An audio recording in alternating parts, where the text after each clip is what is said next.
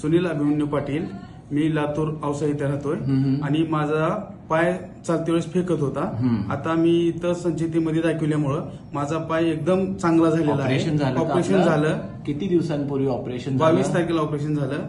ऑपरेशनच्या अगोदर भरपूर ट्रीटमेंट घेतली, काय फरक पडला होता का? नाही पडला. पण इथे निदान व्यवस्थित झालं. निदान व्यवस्थित झालं आणि मी आता व्यवस्थित चालू शकतो. मला भीती कुठलीच राहिली नाही. नाही तर आधी मी चलत असताना माझा पाय फेकला जात होता आणि मला पडण्याची भीती होती. आता राहिली नाही. आता काहीच राहिलेलं आता काहीच राहिले. तर यांना थोरॅसिक स्पाईन मध्ये कम्प्रेशन होतं आणि थोरॅसिक स्पाईन मध्ये कम्प्रेशन असल्यामुळे त्या थोरॅसिक स्पाईन मध्ये ती नस दाबली गेल्यामुळे त्यांचा पायाला कमजोरी होती आणि पाय फेकला जायचा.